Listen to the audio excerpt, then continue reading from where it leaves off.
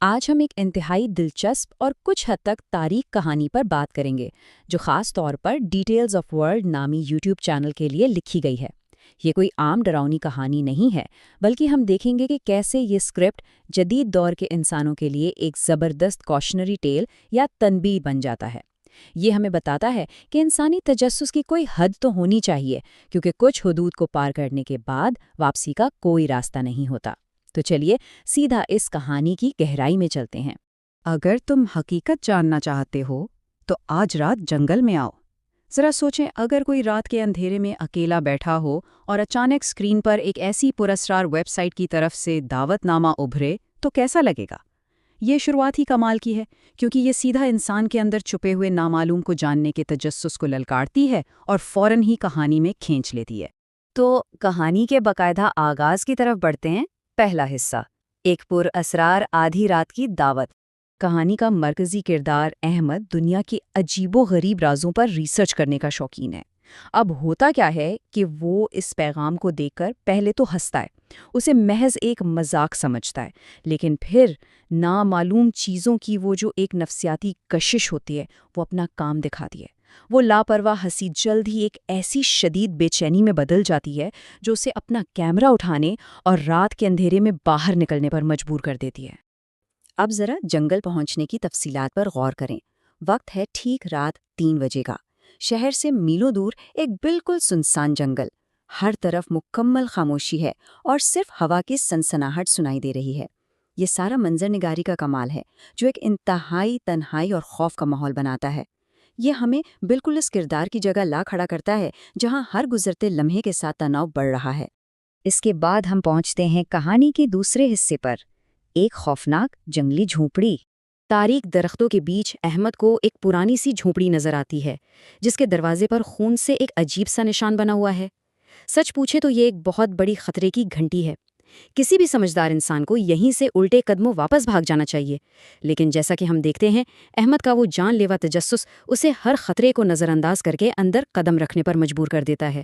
جھونپڑی کے اندر ایک انتہائی خوفناک منظر منتظر ہے۔ وہاں ایک بوڑھا شخص بالکل خاموش بیٹھا ہے۔ اس کی آنکھیں مکمل طور پر سفید اور بینائی سے محروم ہیں۔ حیرانی کی بات یہ ہے کہ وہ احمد کے آنے پہ ذرا بھی چونکتا نہیں، جیسے وہ صدیوں سے اسی لمحے کا انتظار کر رہا ہو۔ ہارر کہانیوں میں یہ ایک روایتی طریقہ ہے جو بتاتا ہے کہ یہ کردار کسی بہت پرانے اور ممنوع علم کا رکھوالا ہے۔ میں وہ شخص ہوں جو دنیا کے اصل راز جانتا ہے۔ بوڑھا شخص احمد کی طرف دیکھے بغیر ہی یہ الفاظ ادا کرتا ہے، اور بس اس ایک ہی جملے سے وہ خود کو دنیا کے تاریک ترین رازوں کے محافظ کے طور پر منوا لیتا ہے۔ اور یہیں سے شروع ہوتا ہے کہانی کا تیسرا حصہ، ممنوع کتاب۔ وہ نابینا بوڑھا احمد کے ہاتھ میں ایک پرانی کتاب تھما دیتا ہے۔ اس کے پہلے صفحے پر ایک تنبیہ لکھی ہے، دنیا ویسی نہیں جیسی تم دیکھتے ہو۔ دراصل یہ ایک ایسا جملہ ہے جو پوری کہانی کا رخ بدل دیتا ہے۔ یہ وہ نقطۂ آغاز ہے جس کے بعد مافوق الفطرت واقعات کا ایک ایسا سلسلہ شروع ہوتا ہے جسے روکنا ناممکن ہے۔ تو اب ہم چلتے ہیں چوتھے حصے کی جانب، موت کی پیشین گوئی۔ جیسے ہی کتاب کھلتی ہے، کہانی کی رفتار اچانک سے بہت تیز ہو جاتی ہے۔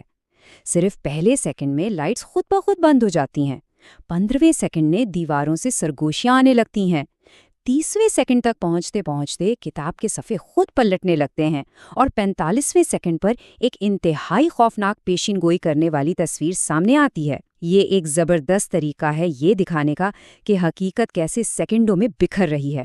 اور وہ جو دیواروں سے سرگوشیاں آ رہی تھیں، ذرا ان پر غور کریں۔ واپس چلے جاؤ، اور یہ راز انسانوں کے لیے نہیں۔ یہ آوازیں ایک ایسا خوفناک اور سنسنی خیز ماحول بناتی ہیں جو سیدھا یہ وارننگ دے رہی ہیں کہ اب ایک ایسی لکیر پار کر لی گئی ہے جس کے پار موت کے سوا کچھ نہیں۔ اور پھر وہ تصویر ظاہر ہوتی ہے۔ اس کتاب میں احمد کو اپنی ہی بے جان لاش کی تصویر نظر آتی ہے۔ یہ دراصل اس کے تجسس کی حتمی قیمت ہے۔ صدیوں پرانی کتاب میں اپنی ہی موت کو دیکھنا یہ ایک ایسا صدمہ ہے جو اس کے اعصاب کو توڑ دیتا ہے اور اس کے ہاتھ بری طرح کانپنے لگتے ہیں۔ اب ہم اس تجزیے کے آخری حصے پر ہیں، ایک سبق آموز انجام۔ ہوتا یہ ہے کہ ایک ہی لمحے میں وہ نابینا شخص غائب ہو جاتا ہے اور جھونپڑی کے دروازے زور سے خود بخود بند ہو جاتے ہیں۔ اس کا مطلب صاف ہے کہ شکاری کا جال پوری طرح بند ہو چکا ہے، بھاگنے کا کوئی راستہ نہیں بچا، اور اب احمد اس گھپ اندھیرے میں بالکل اکیلا رہ گیا ہے۔ تم نے وہ دیکھ لیا جو نہیں دیکھنا چاہیے تھا۔ اندھیرے میں گونجنے والی یہ سرگوشی اس بات کی تصدیق کرتی ہے کہ ایک جان لیوا غلطی ہو چکی ہے، اور یہ وہ لمحہ ہے جب اصلی اور مادی خطرہ سامنے آنے والا ہوتا ہے، جس سے خوف اپنی آخری حد کو چھو لیتا ہے۔ بالکل اسی وقت دیوار پر ایک سایہ نمودار ہوتا ہے جو آہستہ آہستہ رینگتا ہوا قریب آ رہا ہے۔ یہ واقعی دہشت کی انتہا ہے۔ وہ اندیکھا درندہ آخر کار اپنے شکار کی طرف بڑھتا ہے، جس سے بدحواس ہو کر احمد پوری طاقت سے دروازہ کھولتا ہے اور اندھیرے جنگل میں بھاگ کھڑا ہوتا ہے۔ لیکن اسکرپٹ رائٹر کی مہارت دیکھیں، باہر نکل کر پتہ چلتا ہے کہ جنگل کا تو نقشہ ہی بدل چکا ہے۔ جس راستے سے وہ آیا تھا وہ مکمل طور پر غائب ہے، اب صرف گہرا اندھیرا ہے۔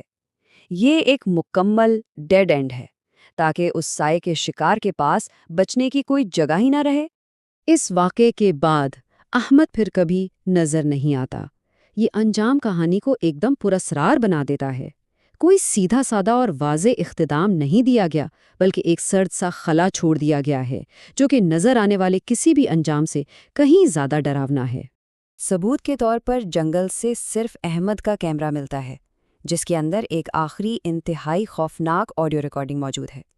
یہ کیمرے والی تکنیک کا بہت ہی شاندار استعمال ہے، جو ڈیٹیلز آف ورلڈ جیسے یوٹیوب چینلز کے ناظرین کی توجہ حاصل کرنے کا ایک پرفیکٹ طریقہ ہے۔